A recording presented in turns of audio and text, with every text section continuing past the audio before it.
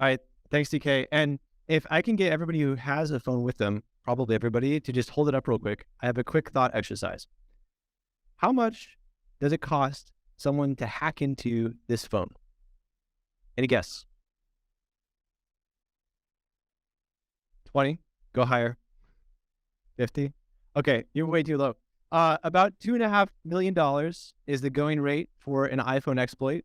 10 years ago, that was around $100,000 to $200,000. But iPhone is at the very top end of how much it costs to hack into things. And in fact, if you are not running the latest version of iOS, that cost can drop to $0. If someone has a known exploit for your iPhone and can just use it on you because you haven't updated, boom.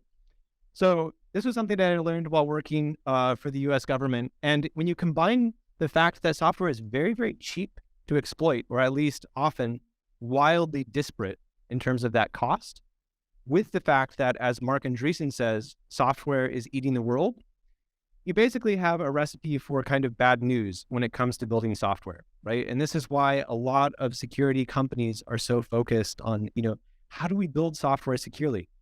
Our focus, being a very metrics-driven company, is to make it expensive to exploit software. And we try to do as much as we can to quantify that for our customers. But the difference in our approach is that rather than trying to build a security-first product, we are focused on the developers. So building a developer product rather than a security product. To do that, we've assembled a team from world-class universities and companies, as well as A-tier investors that we raised a Series B round from last year. And the product that we're building is called Semgrep. So as DK mentioned, that's the name.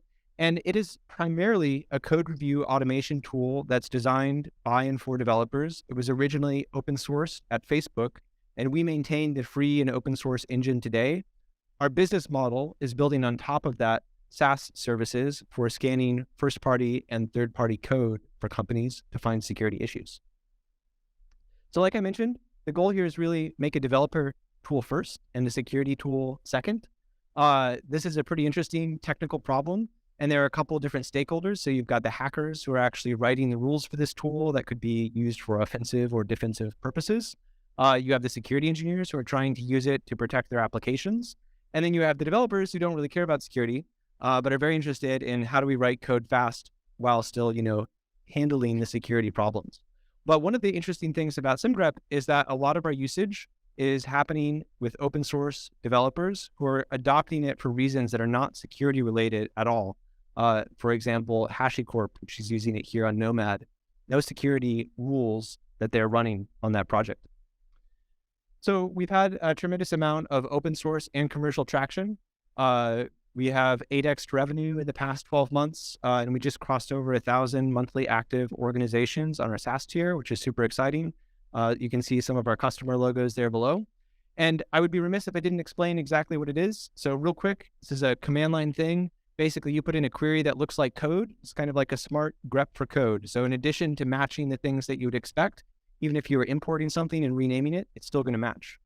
Behind the scenes, we use about 28 different parsers that are part of a collaborative project with GitHub that we maintain called TreeSitter and other open source people. And we try to do that faster than native linters, shipping a binary to millions of users and customers. So feel free to come and find me afterwards, or my co-founders Drew and Luke, if that sounds interesting to you. And we're also using this as a platform for other code analysis. So not just looking at first-party code, but also looking at dependencies.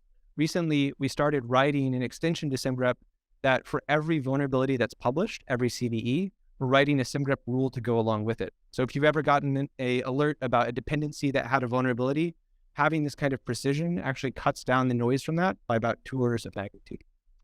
In terms of culture, we're about 75, 80 people technically. We have an office in SF that has a decent number of people per week, but we're mostly hybrid. We do offsites in fun places, hackathons a couple times per year, and we have plenty of runway, so come talk. We are hiring for senior PMs, designers, product, and especially front-end and full-stack engineers and growth roles. Thank you.